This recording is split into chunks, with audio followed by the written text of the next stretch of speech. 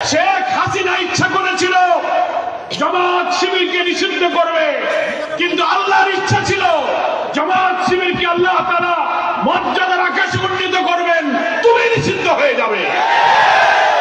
5ই August পালাবার 4 দিন আগে তুমি জামাত ইসলামীকে নিষিদ্ধ করেছিলে। মাত্র 4 দিন সময় লেগেছে বাংলাদেশ থেকে তোমাকে পালাতে বাধ্য করেছে। ওই দিন যদি শেখ হাসিনা বিদায় না দিত, শাহবাগ, উত্তরা, রাজধানী ঢাকার চতুর্দিক থেকে লক্ষ কোটি জনতার যে উত্তাল ঢেউ গণভবনের দিকে ছুটেছিল, হাসিনা যদি ওখানে থাকতো কি পরিণতি হতো আমরা তো জানি না।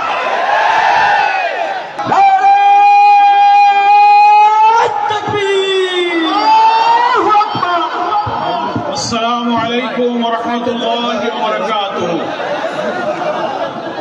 আলহামদুলিল্লাহ রাব্বিল আলামিন, الصلاة والسلام على سيد المرسلين وعلى آله وصحابه أجمعين।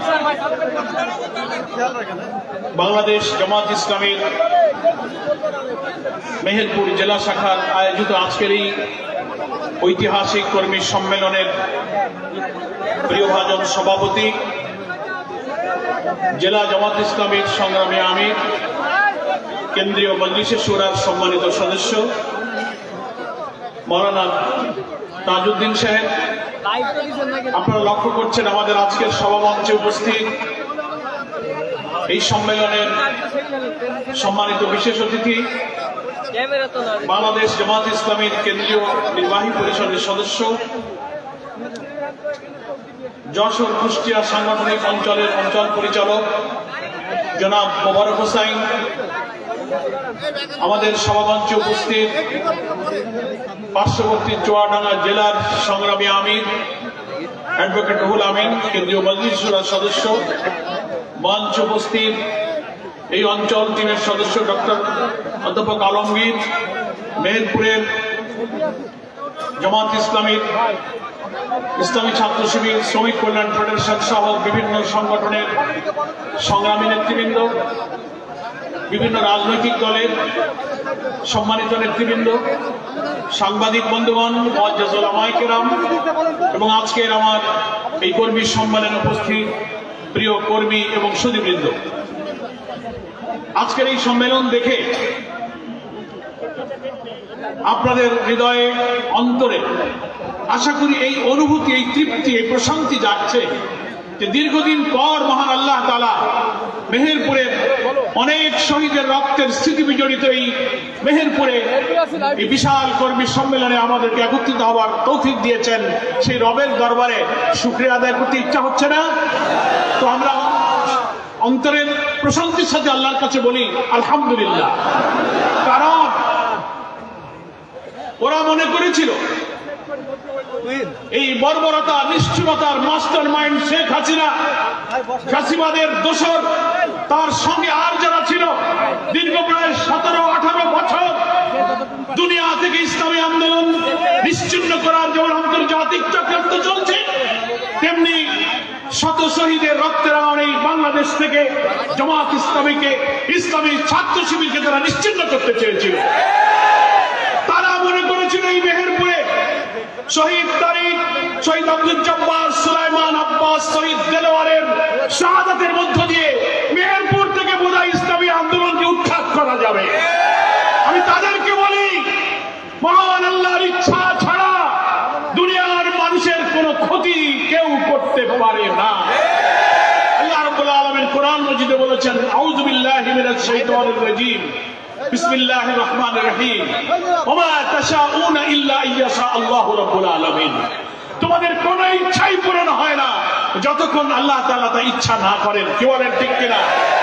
শেখ হাসিনা ইচ্ছা করেছিল জামাত শিবিরকে নিষিদ্ধ করবে, কিন্তু আল্লাহর ইচ্ছা ছিল জামাত শিবিরকে আল্লাহ তাআলা মর্যাদার আকাশে উন্নীত করবেন, তুমি নিষিদ্ধ হয়ে যাবে। আল্লাহর ইচ্ছাই পূরণ হয়েছে। কি বলেন, ঠিক কিনা? 5ই আগস্ট জুলাই অভ্যুত্থানের ঐতিহাসিক সফলতার মুহূর্ত ছিল 5ই আগস্ট। অনেকেই আপনারা জানেন জামাত ইসলামী সহ বিএনপি অন্যান্য অনেক রাজনৈতিক নেতাদেরকে গ্রেফতার করা হয়েছিল। আমি তখন ঢাকার কেন্দ্রীয় কারাগারে ছিলাম। কারাগারে থেকে শুনতে পাচ্ছি রাজধানী ঢাকা সহ সারা দেশে উত্তাল আন্দোলনের আগুন জ্বলছে। কখন না জানি কি হয়, দুপুর থেকে টেলিভিশনে খবর আসছে সেনাপ্রধান ভাষণ দেবেন। আমরা সব নেতৃবৃন্দ টেলিভিশনের সামনে এই 10 মিনিট 20 মিনিট একটু পরে দিবে দেরি হয়, ততক্ষণে আমরা টেলিভিশনে স্ক্রলে দেখলাম লেখা যাচ্ছে কিছুক্ষণ আগে গণভবন থেকে শেখ হাসিনা এবং শেখ রাহানা হেলিকপ্টারে পালিয়ে ভারত চলে গেছে। তাহলে কি হলো? 5ই আগস্টে পালাবার 4 দিন আগে তুমি জামাত ইসলামীকে নিষিদ্ধ করেছিলে। মাত্র 4 দিন সময় লেগেছে বাংলাদেশ থেকে তোমাকে পালাতে বাধ্য করেছে। ওই দিন যদি শেখ হাসিনা বিদায় না দিত, শাহবাগ, উত্তরা, রাজধানী ঢাকার চতুর্দিক থেকে লক্ষ কোটি জনতার যে উত্তাল ঢেউ গণভবনের দিকে ছুটেছিল, হাসিনা যদি ওখানে থাকতো কি পরিণতি হতো আমরা তো জানি না। আমার ভাইরা, আজকের এই কর্মী সম্মেলনে দাঁড়িয়ে তাই মহান আল্লাহর কাছে ওই কারণে শুকরিয়া আদায় করি যে আল্লাহ তাআলার ইচ্ছার সাথে কেউ যদি পাল্লা দেয়, বেশি অহংকারী, বেশি